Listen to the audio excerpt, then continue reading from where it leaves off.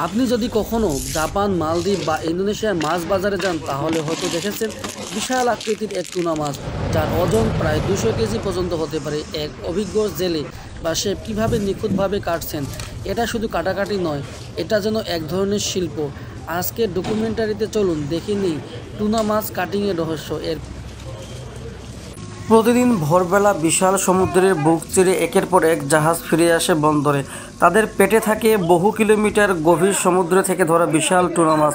এই দৃশ্য সবচেয়ে চমৎকারভাবে দেখা যায় জাপানের টোকিওর টুয়োশো ফিশ মার্কেটে, যা বিশ্বের অন্যতম ব্যস্ত ও বিখ্যাত মাছ বাজার।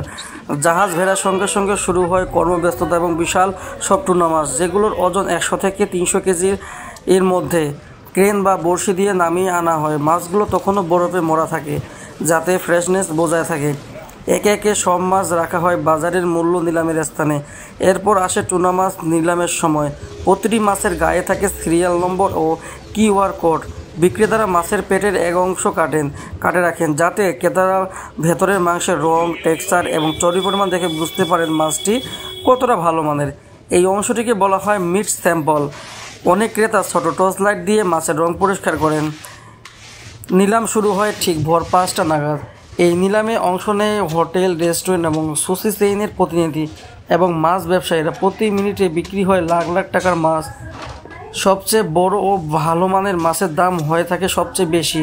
একটি ব্লুফিন টুনা কখনো কখনো 20 থেকে 30 লাখ টাকা পর্যন্ত বিক্রি হয়। নিলাম শেষে মাছগুলো দ্রুত ঠেলে নেওয়া হয় কাটার ঘরে।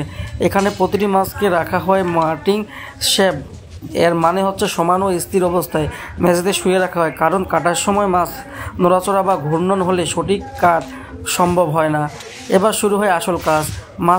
টুনা মাছ কাটার জন্য ব্যবহার করা হয় বিশেষ এক ধরনের লম্বা ছুরি, যাকে বলা হয় মাগুরো বোচো। এটি এক ধরনের ফ্লেক্সিবল ও স্টেনলেস স্টিলের ছুরি, যা দৈর্ঘ্য প্রায় 1.5 মিটার পর্যন্ত হতে পারে। অনেক সময় দুজন লোক একসাথে এই ছুরি ব্যবহার করেন। একজন সামনের দিকে ধরে, অন্যজন কাটেন। প্রথমে কাটা হয় মাথা ও লেজ। একের পর এক মাঝখানে 2 ভাগ করা হয়, তারপর প্রতিটি ভাগ পৃথক করা হয় লোনই এবং বেলি। এই প্রতিটি অংশ আবার ছোটো ছোটো স্লাইসে ভাগ করা হয়। মজার বিষয় হলো মাছ কাটার সময় প্রতিটি কাট এমনভাবে কাটা হয় যাতে মাংসের গঠন নষ্ট না হয়। পেশাদার শেফরা হাতের ছুরি চালানোর গতি ও চাপ ও দিক নির্ধারণ করে অত্যন্ত সাবধানতার সঙ্গে কাটেন। বিশেষ করে মাছের পেটের ওঠরা অংশ, এটি সবচেয়ে দামি কারণ এতে চর্বি ও স্বাদ অনন্য। সর্বশেষে প্রতিটি কাটা অংশ পরিষ্কারভাবে প্যাক করা রাখা হয় বিক্রির জন্য এবং রেস্টুরেন্টে পরিবেশনের জন্য। এই পুরো প্রক্রিয়া ততটাই নিখুঁত ও সুশৃঙ্খল, একে শিল্প বললেও কম বলা হয়।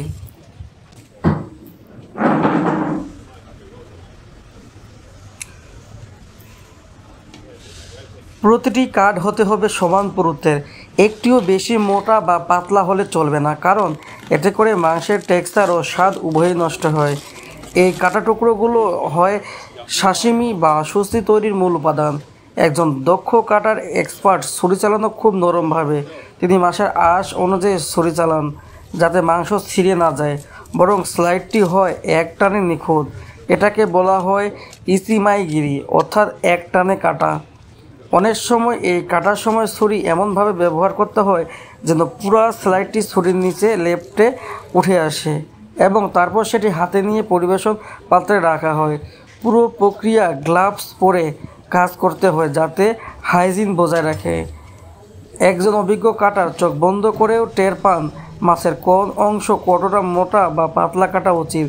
বিশেষ করে ওঠরা অংশ পিস পিস করে কাটতে হয় আরও বেশি সতর্কতায়, কারণ এই অংশে বেশি চর্বি থাকে আর কাটার সময় সহজেই ভেঙে যেতে পারে।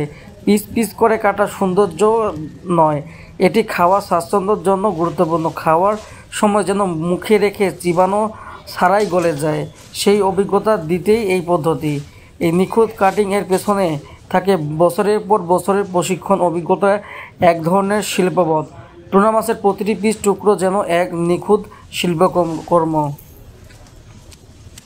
প্রতিটি কাট হতে হবে সমান পুরুত্বের, একটিও বেশি মোটা বা পাতলা হলে চলবে না, কারণ এতে করে মাংসের টেক্সচার ও স্বাদ উভয়ই নষ্ট হয়। এই কাটা টুকরোগুলো হয় সাশিমি বা সুশি তৈরির মূল উপাদান। একজন দক্ষ কাটার এক্সপার্ট ছুরি চালানো খুব নরমভাবে। তিনি মাছের আঁশ অনুযায়ী ছুরি চালান যাতে মাংস ছিঁড়ে না যায়, বরং স্লাইডটি হয় এক টানে নিখুঁত। এটাকে বলা হয় ইসিমাইগিরি, অর্থাৎ এক টানে কাটা। অনেক সময় এই কাটার সময় ছুরি এমনভাবে ব্যবহার করতে হয় যেন পুরো স্লাইডটি ছুরির নিচে লেপ্টে উঠে আসে এবং তারপর সেটি হাতে নিয়ে পরিবেশন পাত্রে রাখা হয়। পুরো প্রক্রিয়া গ্লাভস পরে কাজ করতে হয় যাতে হাইজিন বজায় রাখে। একজন অভিজ্ঞ কাটার চোখ বন্ধ করেও টের পান মাছের কোন অংশ কতটা মোটা বা পাতলা কাটা উচিত। বিশেষ করে অটোরা অংশ পিস পিস করে কাটতে হয় আরও বেশি সতর্কতায়, কারণ এই অংশে বেশি চর্বি থাকে আর কাটার সময় সহজেই ভেঙে যেতে পারে। পিস পিস করে কাটা সৌন্দর্য নয়, এটি খাওয়ার স্বাচ্ছন্দ্যের জন্য গুরুত্বপূর্ণ। খাওয়ার সময় যেন মুখে রেখে চিবানো ছাড়াই গলে যায়, সেই অভিজ্ঞতা দিতেই এই পদ্ধতি। এই নিখুঁত কাটিংয়ের পেছনে থাকে বছরের পর বছরের প্রশিক্ষণ, অভিজ্ঞতা, এক ধরনের শিল্পবোধ। টুনা মাছের প্রতিটি পিস টুকরো যেন এক নিখুঁত শিল্পকর্ম। এরপর সেই কাটা অংশগুলোকে সুন্দর করে ছোট ছোট টুকরায় ভাগ করা হয় এবং এটি পরিবেশন করা হবে হোটেল, রেস্টুরেন্ট বা রেস্তোরাঁয়। রেস্টুরেন্টে এগুলো রান্না ছাড়াই পরিবেশন করা হয়, কারণ এগুলো রান্না ছাড়াই অনেক সুস্বাদু হয়ে থাকে। এরপর ডিম ভাজা হবে টুনা মাছ পরিবেশন করার জন্য। তারপর তারা সুন্দরভাবে ডিমটাকে ঘুটে নেয়। এরপর ডিমের মধ্যে টুনা মাছগুলোকে সুন্দর করে মেখে নেওয়ার পর তারা ফুটন্ত তেলে ছেড়ে দেয়।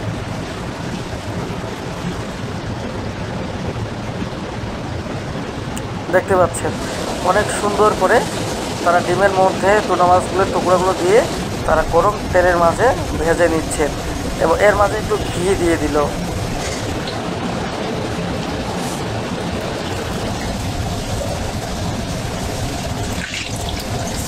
দেখেন কীভাবে তারা টুনা মাছটিকে পরিবেশন করার জন্য রেডি করতেছে, কত সুন্দর করে তারা ভাজতেছে,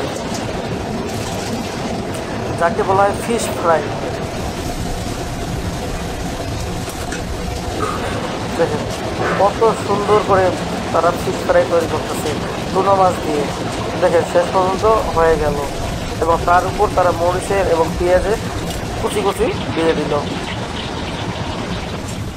এরপর তারা প্লেটের মধ্যে পরিবেশন করবে। ওয়াও, অনেক সুন্দর লাগতেছে। এরপর তারা আপেল কাটতেছে পরিবেশন করার জন্য, ডিজাইন করার জন্য।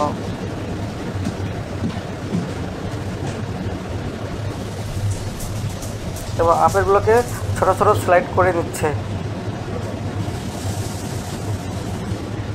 এবং আরও কিছু টুনা মাছের পিস নিচ্ছে, ছোট ছোট টুকরো করে নিচ্ছে। এখন এই টুকরোগুলোকে বারবিকিউ করা হবে, এর জন্য তারা কড়াইয়ের মাঝখানে কিছু খড়কুটো নিচ্ছে যাতে বারবিকিউ করার জন্য আগুন লাগে। এরপর তারা জালির উপর বারবিকিউর জন্য সেই টুনা মাছের টুকরাগুলোকে রাখা হলো এবং সেগুলোর নিচে খড়কুটোতে আগুন ধরিয়ে দেওয়া হলো। এরপর বারবিকিউ করার জন্য টুনা মাছগুলোকে উল্টিয়ে বারবিকিউ করা হচ্ছে। দেখতে পাচ্ছেন কত সুন্দর করে বারবিকিউ করা হচ্ছে।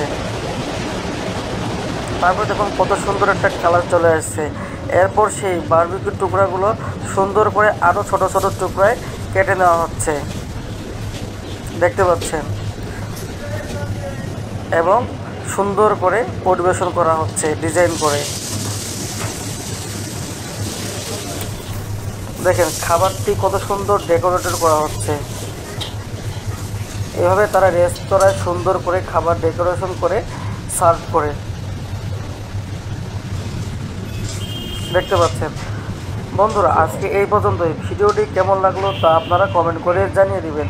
আর আপনারা যদি টুনা মাছ খান অবশ্যই কমেন্ট করে জানাবেন। ধন্যবাদ সবাইকে পরবর্তী ভিডিও দেখার জন্য।